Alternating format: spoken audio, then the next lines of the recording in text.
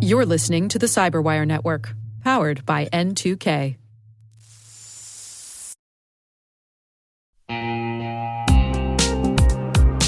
Quick question.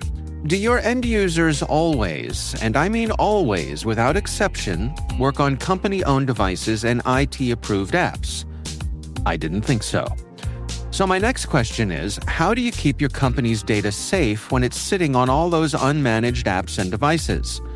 1Password has an answer to this question: Extended Access Management. 1Password Extended Access Management helps you secure every sign-in for every app on every device, because it solves the problems traditional IAM and MDM can't touch. And it's now available to companies with Okta and Microsoft Entra, and in beta for Google Workspace customers. Check it out at onepassword.com/cyberwire. That's onepassword.com/cyberwire.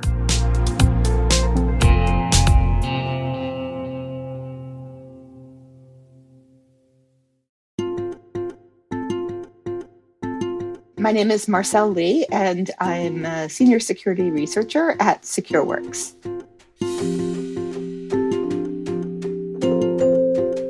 I wanted to do a lot of different things in my life and have done quite a few of them. I had 1 year of double E in college, and that definitely wasn't for me. So at the time, I had never even considered a career in computers, because it just wasn't something that I grew up with at all, and didn't have any concept, of what a career in that field would look like. So yeah, but here I am now.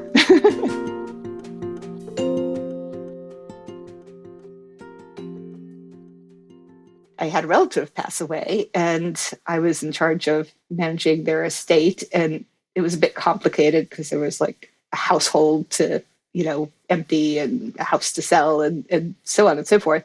But because I was getting some money from that, I was able to basically quit my full-time gig, which was managing capital projects for a municipality, and focus on taking care of the estate, and then getting into the cyber thing because I had a little bit of funds and flexibility.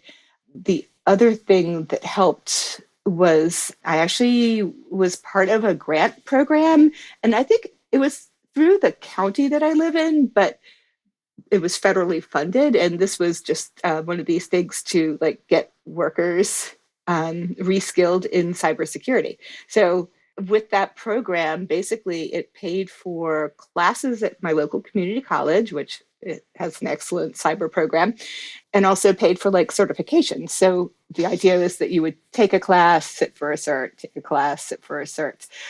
So those two things are really what made it possible for me to just kind of throw caution to the wind and leap into this with both feet.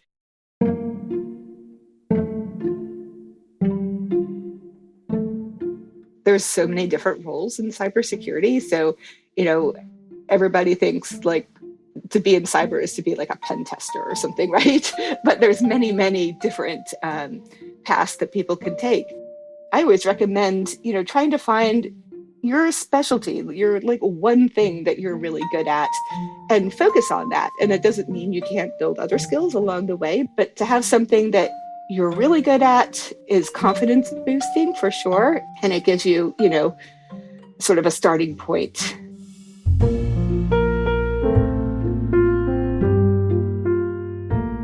I love the part where I feel like a detective, basically. So trying to get to the bottom of maybe a cyber campaign, or trying to understand motivations of a threat actor, or whatever. It's just a lot of uncovering of stones. And in my role as a security researcher, it's the perfect job for me, because I get to work on, as I always say, whatever shiny cyber thing catches my eye, as long as it's impactful potentially to our clients. And then my other role at Secureworks is the emerging threats lead. So that also suits me very nicely, because I do like to try to keep my finger on the pulse of anything sort of new and interesting that's coming down the pike. So I look at cyber crime, I look at different countries and their cyber activity, outside of like the primary ones that we already have, people, like we have a Russian person and a North Korean person and, so on and so forth. But I get like what we call the rest of the world.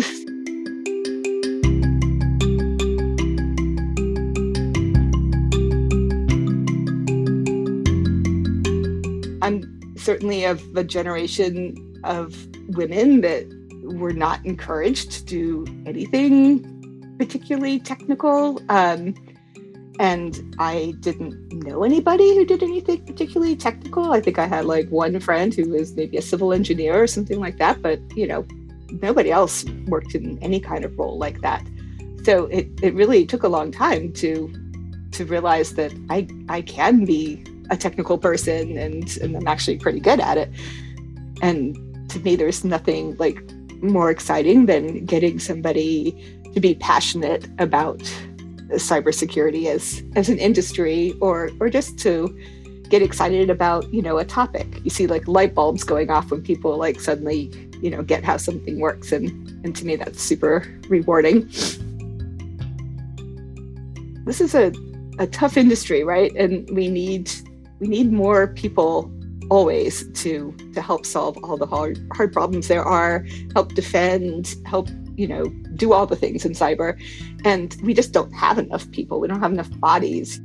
So from that end, we just need more people, period.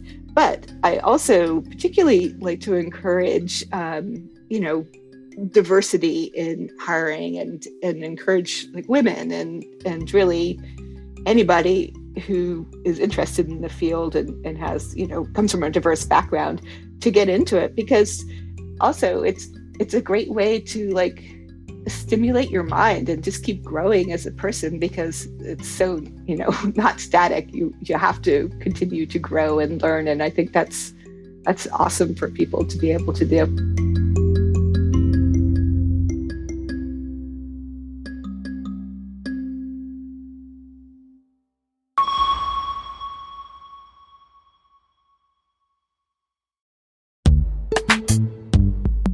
Identity architects and engineers, modernize your identity systems with Strata.